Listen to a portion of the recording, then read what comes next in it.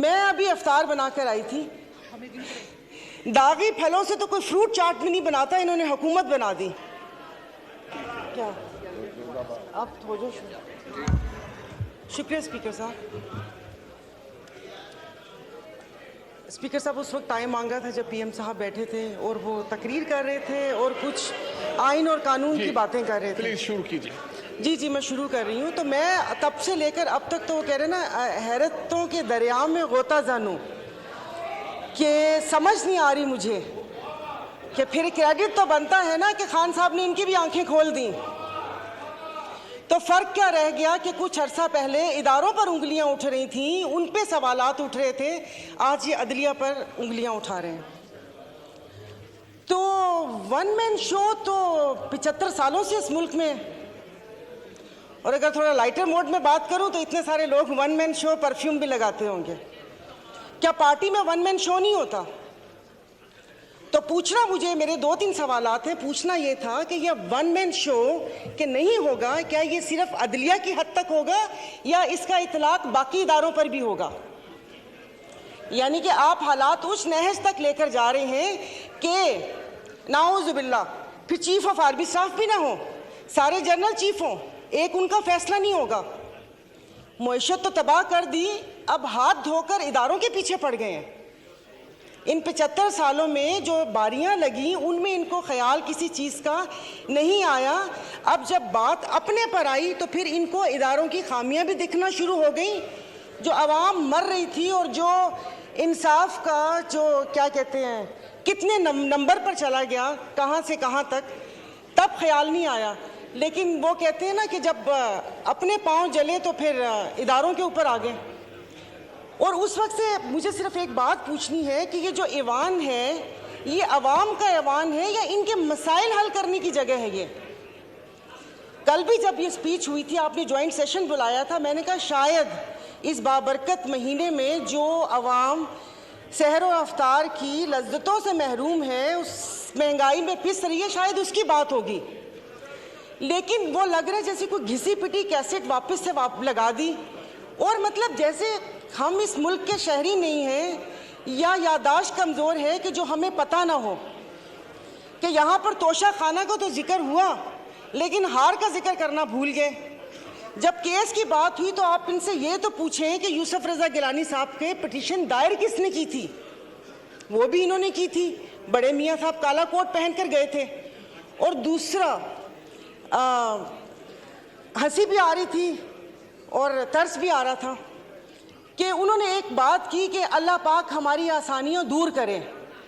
पीछे बैठे हुए पटवारी नहीं समझिएगा, पंखे फैन, उन्होंने कहा आमीन।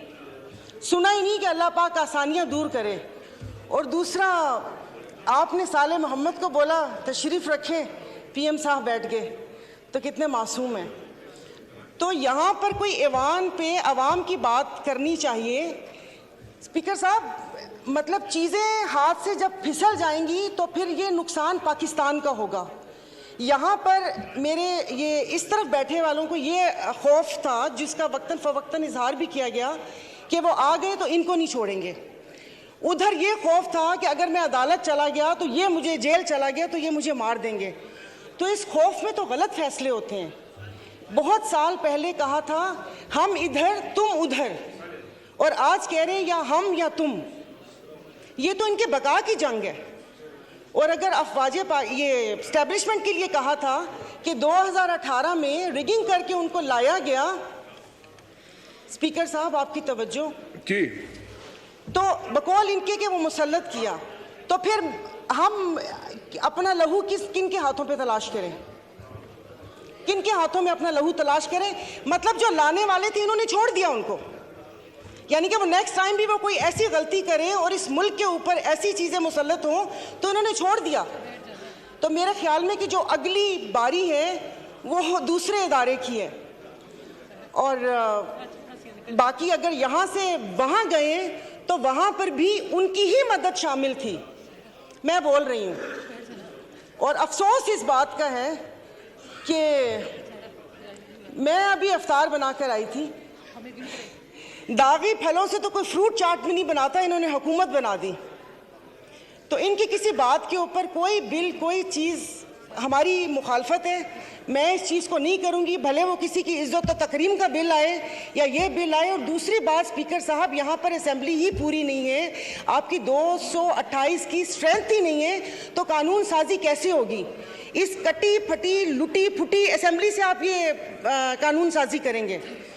तो बाकी बस ये कि एक्सपेंस बहुत सारी चीज़ें करने वाली थी जो नहीं हुई, ये पूरी के पूरी असेंबली को एक्सपेंस कर देना चाहिए जो यहाँ पर बैठे हुए। तो मैं इसकी मुखालफत करती हूँ, मेरी प्लीज़ पूरी बात सुन लीजिएगा। मैं बहुत देर से बैठी हुई थी, ये सब लोग अपनी नींद वींद पूरी करके इफ्तार करके आए हैं, हम लोग यहाँ पर बैठे हुए थे अपनी बारी का इंतज़ार करने के। खुदारा कि उस पर ना वो करें।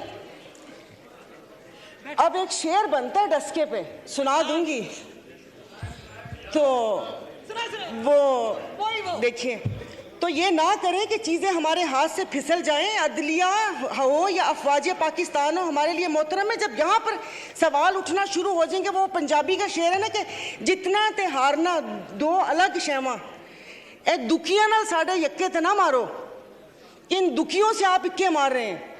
तो ये जिस तरीके से यहाँ पर बैठे हैं ना, वो डस्के का बहुत लंबा शेर है, डस्के वाले नाराज हो जाएंगे कि जिनकी फितरत में हो डसना वो डस के रहते हैं, तो डस्के वाले नाराज हो गए थे। तो प्लीज़ उसे क्या कहते हैं, ये मैं अपनी मुस्लिम लीग फंक्शनल GDA की तरफ से मैं इसको जो कानून साजी आप कर रहे हैं, ज़ोर ज़बरदस्ती की घप्पा घोटाला 13 जमातों के साथ, उसको मैं अपोज करती हूँ। और खुदारा मुल्क को उस नहज पर ना लेकर जाएं जहाँ पर से वापसी नामुमकिन हो। सोशल मीडिया पे आपने इसराइल का हाल देख लिया होगा कि यहाँ पर खून और कश्त का बाजार गर्म ना करें, तो अच्छी बात है कि यहाँ मुट्ठी भर जमातों के लिए आप पूरे मुल्क का बेड़ा गर्क ना करें। और किसी अवाम का भी कुछ ख्याल करके उसकी बात वो कर लें। इसाक साहब बैठे हुए जिन्होंने शरबत भी लोगों की पहुंच से दूर कर दिया, उन्होंने को पूछा भी नहीं होगा कि अवाम का क्या हाल है, क्या हाल नहीं है। Thank you. बात हामिद हमीद जनाब। और 10 साल बाद 38 साल बाद मैंने उनको बरी करा है, तो मुझे माजद जायजा साहबा पूछ रहे आप वकीलों कहाँ गए? मैंने कहा जनाब ये सब्जी मंडी रोड कराची में जा रहा था, पुलिस वालों ने पकड़ को जेल में डाला। आपका जुडिशल सिस्टम ये है, एक बच्ची जो कि 23 साल पहले अस्पताल में गायब हो गई, बदल गए, नर्सों ने बदला दिया, 23 साल केस चलता रहा। जब मेरे पास 6 महीने पहले वो केस आया और मैंने कहा जनाब आला ये असल वालिदैन है, DNA टेस्ट भी हो चुके हैं आगा खान अस्पताल से, तो मुझे उस जज साहब ने बोला कि जनाब बच्ची तो अभी 18 साल से ऊपर हो गई है, हम अगर फैसला दे भी दे तो बच्ची आपके हवाले नहीं कर सकते। बच्चे के वालिदैन ने कहा कि हमने 4 मकानात बेचे, वकीलों के फीस दिए, मगर इंसाफ फिर भी नहीं मिला, इस वजह से कि बच्ची बालिग हो चुकी थी, फैसला हमारे हक में आ गया था 23 साल बाद, मगर बच्ची हवाले नहीं कर सका। ये है आपका जुडिशल सिस्टम। और फिर बेंच फिक्सिंग, सद के जाओ, माजी में तो बेंच फिक्सिंग होते थे, आजकल बेंच फिक्सिंग हो गए।